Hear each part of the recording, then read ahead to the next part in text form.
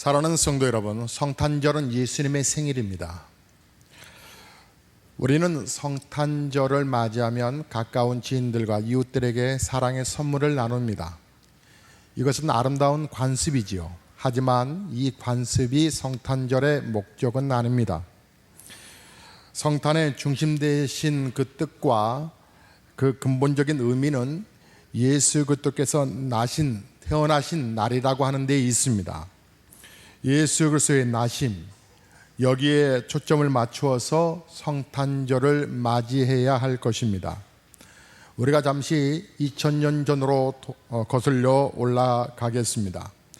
주님의 오심이 어떠하셨으며 또 그 증거가 무엇을 말하고 있는가, 굳이 이 많은 사건들을 통해서 우리에게 무엇을 설명하려 하시는가를 깊이 헤아려 볼 줄 아는 성탄절 아침이 됐으면 좋겠습니다. 성경은 예수님의 나심을 나심이라고 말하지 아니하고 오심이라 이렇게 말합니다. 그것은 하나님께서 그 하늘 보좌를 버리고 이 땅에 오셨기 때문입니다. 또한 대심이라 이렇게 말씀합니다. 우리 하나님께서 친히 사람이 되셔서 육체를 입고 이 땅에 오셨기 때문에 그렇습니다. 그렇기 때문에 우리 가운데 가장 중심적으로 이 세상에 오셔서 우리의 처지에서, 우리의 상황에서 우리를 만나 주시는 것입니다.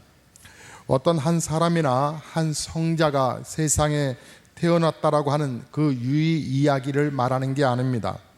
이것은 어디까지나 하나님의 영원하신 사건이고 영원한 하나님의 계시이며 오늘도 하나님이 우리를 사랑하신다라고 하는 의미입니다. 높은 보좌에 계시면서 우리가 하나님께로 올라가기를 기다리신 것이 아니라 하나님께서 사람의 몸을 입으시고 사람을 사랑하셔서 이 땅에 오셨다라고 하는 것입니다. 이것은 사건입니다. 어떤 교리를 말하거나 어떤 깨달음을 전한다거나 어떤 진리나 철학을 운이하는 것이 아닙니다. 주님은 분명한 역사 속에서 이 땅에 오셨습니다. 그리고 지금의 현실, 우리의 처지, 이 죄인된 모습, 그 모습 안에서 우리를 만나주고 계십니다.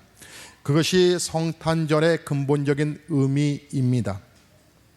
여러분, 이상하게도 죄인된 사람들은 의인을 향하여 마음의 문을 잘 열지 않습니다.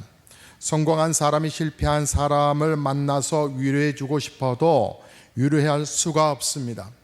병든 사람은 건강한 사람의 위로를 달가워하지 않습니다. 다리 잘린 사람에게 가서 힘내세요. 그래도 한 다리가 있어서 감사하지 않습니까? 백날 얘기해도 그 얘기는 가슴에 들어오지 않습니다. 그러나 두 다리가 잘린 사람이 휠체어를 이렇게 타고 들어와서 힘내세요. 나도 살아가는데요. 라고 말하면 펑펑 웁니다. 왜냐하면 죄인은 죄인의 그 가슴으로 받아들이는 그런 마음이 있기 때문에 그렇습니다.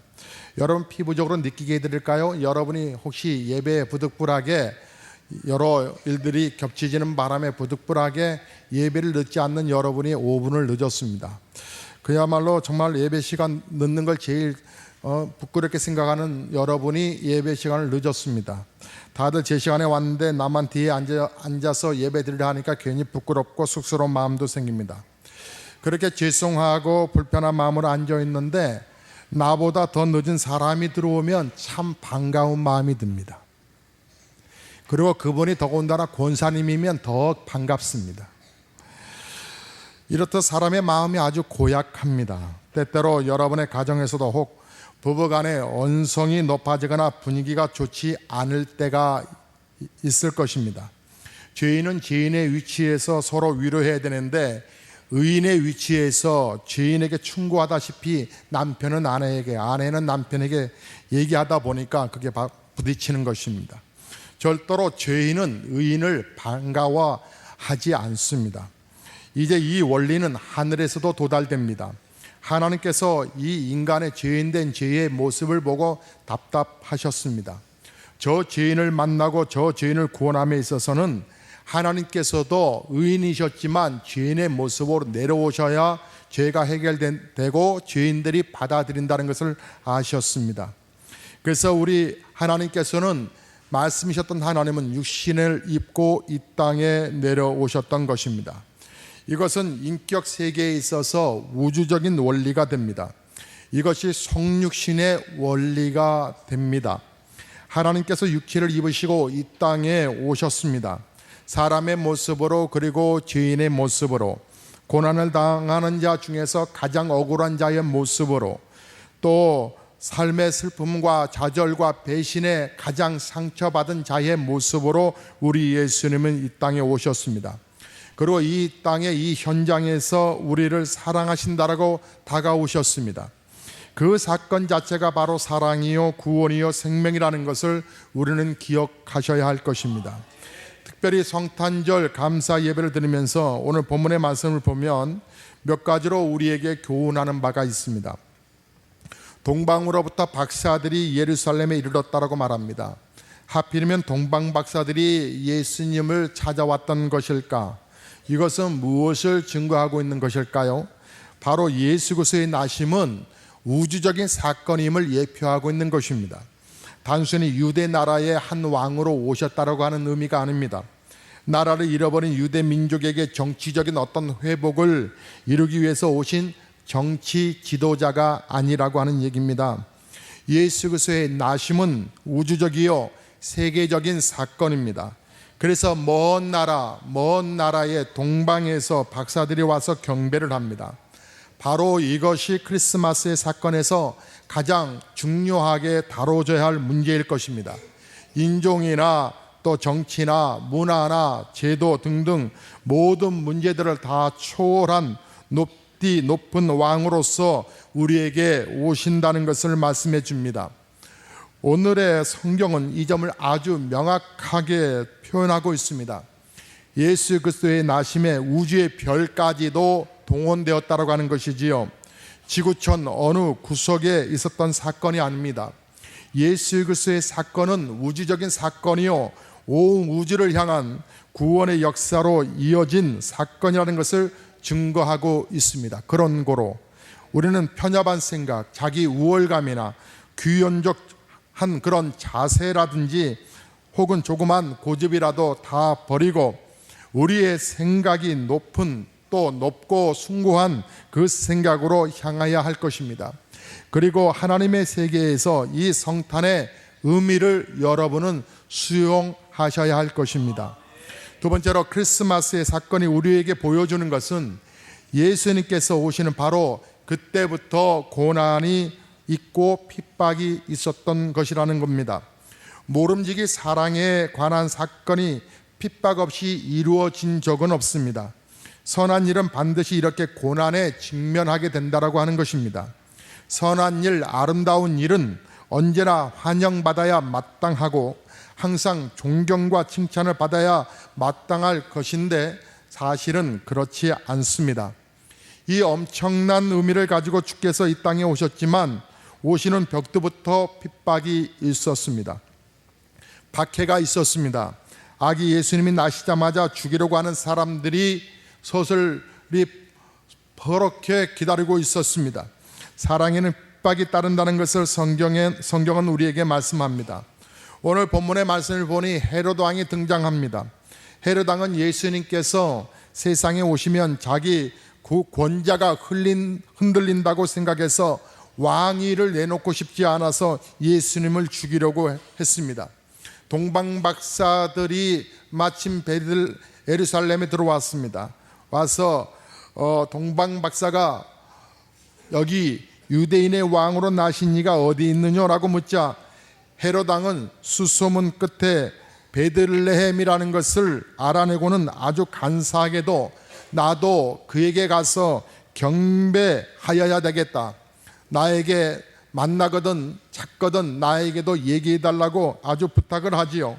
자기도 경배하러 가는 척하면서 그는 예수를 죽일 술책을 세웠던 것입니다. 예수님의 소식을 듣자마자 반갑고 기쁜 것이 아니라 예수를 죽이려고 하는 생각부터 했던 것입니다. 그런가 하면 성경의 곳곳에서 제사장이나 서기장이나 바리새인들은 자기의 세속적 욕망과 세속적 신분과 지위를 내놓고 싶지 않아서 예수님을 핍박하고 십자가에 못 박았습니다. 성경의 여러 곳에서 확실하게 증거하고 있습니다. 그것은 바로 시기와 질투 때문이라고 하는 것입니다. 오늘날 우리의 모습을 한번 냉철하게 보십시오. 우리는 우리가 가진 시기와 질투에 대해서 그게 무슨 죄가 될 만한 것인가 라고 생각을 합니다. 그러나 시기와 질투는 에덴 동산부터 시작하여서 근본적으로 우리 인간이 범죄하게 하는 죄의 뿌리가 된다고 했던 것들을 우리는 상기하셔야 할 것입니다. 우리들 마음속에 시기 질투를 깨끗이 없애버릴 수만 있다면 비로소 평안한 잠을 잘 수 있을 것입니다. 어딘가 모르게 깊이 뿌리박힌 이런 시기 질투가 바로 예수 그리스도를 영접할 수 없게 만들었고 예수 그리스도를 십자가에 못 박도록 했던 것입니다. 그래서 우리 신자들은, 예수를 만난 성도들은 시기, 질투, 경쟁 이런 부분들을 버려야 할 것입니다.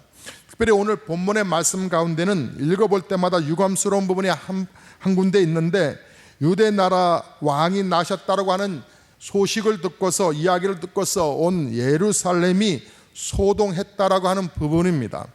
온 예루살렘이 소동한지라 당연히 예루살렘이 떠들썩 할 만한 일입니다. 그렇지 않겠습니까? 구약의 메시아, 예언했던 메시아가 오시게 됐다라고 하는데, 그런데 그 다음에 어떻게 했다라고 하는 말이 기록되어 있나요? 잠잠합니다. 정말이 저는 여기서 이어서 이렇게 써놓고 싶은 심정입니다. 수많은 사람들이 예루살렘에 가서 그들이 예수가 탄생한 곳을 찾아 베들레헴으로 향하여 아기 예수께 경배하더라. 그런데 이 말이 없습니다. 단지 떠들기만 했지, 그래서 그 목적하는 바가 물거품처럼 사라져 버렸을 뿐 그들에게 감동을 받는 것은 없습니다. 예나 지금이나 요란하게 성탄절 떠들기만 하지 실속이 없는 모습을 보는 듯과 똑같습니다. 후속 결과가 없습니다. 행동이 없고 열매가 없습니다. 여기에 유감이 있습니다. 성탄에는 크리스마스 트리가 있고 레온 사인이 있고 예수님을 헤아려 실천을 하려고 하는 그런 어떤 행위적인, 그런 액션적인 부분들은 없고 화려한 불빛들만 있습니다.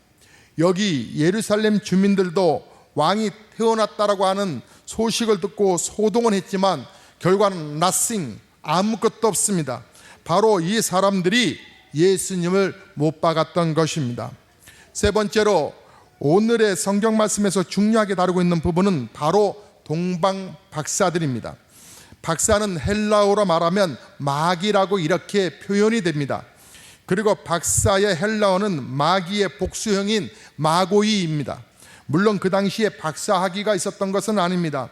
그러나 이 사람들의 신분을 다른 말로 표현할 수가 없어서 우리나라 우리 성경 말로는 박사라 이렇게 말을 했는데, 영어 성경에는 wise man 이렇게 표현하고 있습니다.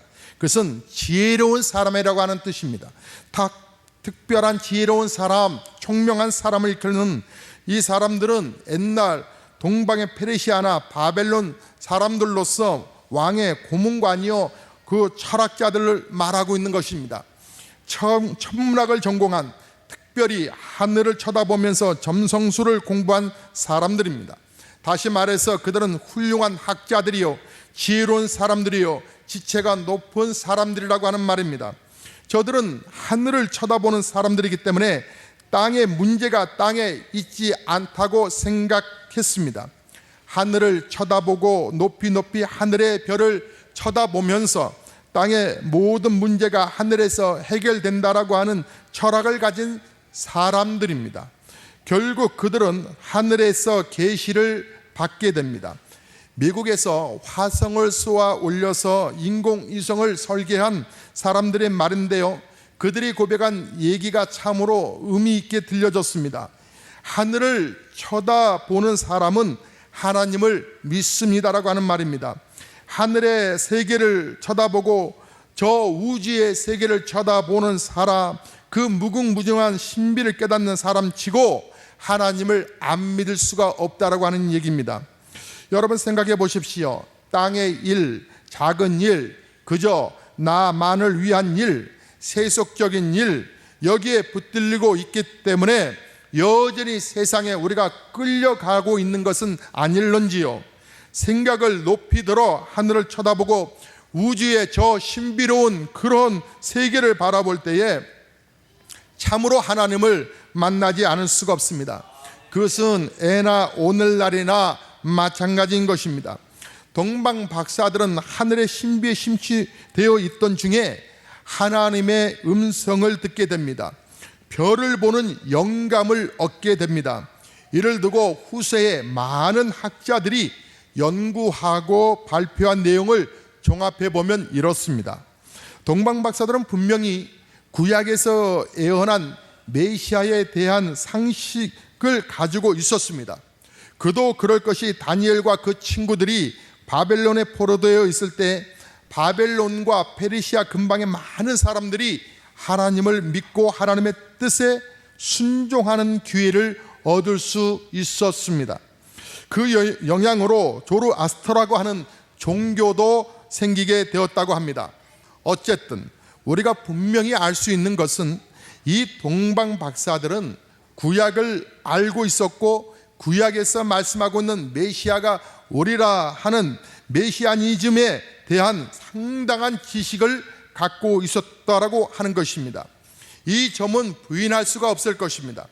그런 거로 하늘을 쳐다보면 그 신비로움, 그 쳐다보면서 그 신비로움에 도취되어 경건함, 그 경건함이 자신들의 삶 속에 영향을 끼쳤던 것입니다. 여기에 메시아의 사상이 합쳐지면서 예수님의 별을 식별할 수 있게 되었던 것입니다. 본문 말씀에서 동방 박사들은 별의 인도함을 받아서 베들레헴으로 가서 드디어 아기 예수님을 만나게 됩니다. 그리고 그들이 고대했던 대로 아기 예수님, 그 아기 예수님께 경배하고 그들이 각각 가져왔던 귀한 예물을 그 아기 예수님께 올립니다. 그 예물이 뭔가 하면 황금과 유향과 몰약이라고 성경은 말씀합니다. 이것은 상징적이자 또한 예표적인 것으로서 이 중요한 의미를 담고 있습니다. 금은 왕에게 드리는 예물입니다. 그래서인지 옛날 왕궁은 전부 금으로 입혔습니다. 지금도 모스크바나 또 혹은 로마, 파리 등 어디를 가나 그 옛날 그 왕궁들을 보면 모두 화려한 금으로 쭉 입혀놓은 것을 볼 수가 있습니다. 우스갯소리일지 모르지만 왕들이 무척 금을 귀하게 좋아했다라고 하는 그런 야설도 있습니다. 그렇게 왕에게 바치는 것이 금이요, 그리고 동방 박사들이 아기 예수님께 금을 바쳤던 이유는 바로 아기 예수를 왕으로 의미를 두었다라고 하는 것입니다. 바로 예수님을 향하여 당신은 왕이십니다라고 하는 고백이란 말이지요. 둘째로 유향을 바쳤습니다. 이것은 제사를 드릴 때 쓰이는 재료입니다. 제사장에게 바치는 것입니다. 그러므로 우리 예수님은 당신은 우리에게 영원한 제사장이십니다 라고 하는, 우리의 죄를 대속해 주시는 제사장입니다 라고 하는 고백이 여기에 담겨져 있습니다. 셋째로 몰약이라고 하는 것은 무엇일까요? 살아있는 사람에게는 사실 필요치 않는 것입니다. 사람이 죽었을 때 죽은 시체에 바르는 것이 바로 몰약입니다. 언젠가 3000년 전 미라가 개봉된 것을 여러분 뉴스를 통해서 보셨을 것입니다.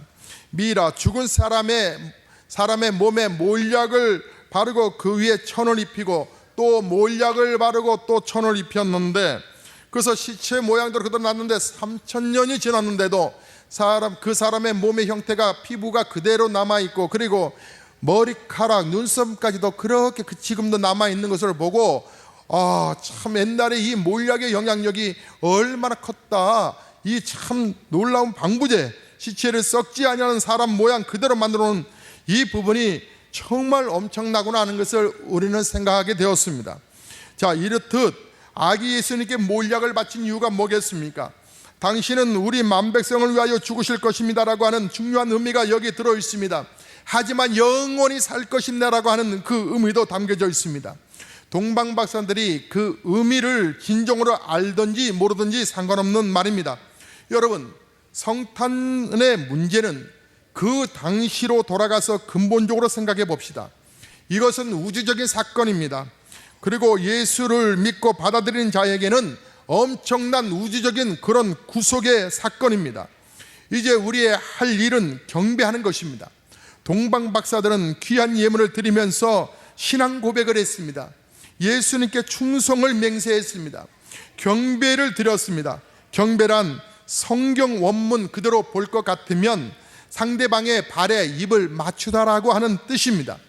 예수님께 완전히 항복하고 충성을 맹세하고 그를 높이고 낮추고 나는 낮춰지고 그를 찬양하고 나는 그에게 헌신하고 그에게 생명을 바쳐 예배하는 것을 의미하는 것입니다. 바로 워십, 예배는 그런 의미가 담겨져 있습니다. 최고의 사랑을 최고로 고백할 수 있는 바로 그 부분이 경의를 표하는 것이 바로 예배라고 하는 것입니다. 사랑하는 성도 여러분, 복된 성탄절입니다. 여러분, 하나의 절기로 끝나는 것이 아니라 나 하나를 구속하기 위하셔서 수천 년 동안 하나님께서 계획하셨던 메시아가 드디어 성취되어 이 땅에 오셔서 나의 죄 문제를 해결하시고 영원한 하나님 나라로 들어갈 수 있도록 만들어주신 날, 그날이 바로 복된 성탄절인 것입니다. 이로 인해서 하늘의 영광과 땅의 평화가 우리에게 임했던 것입니다.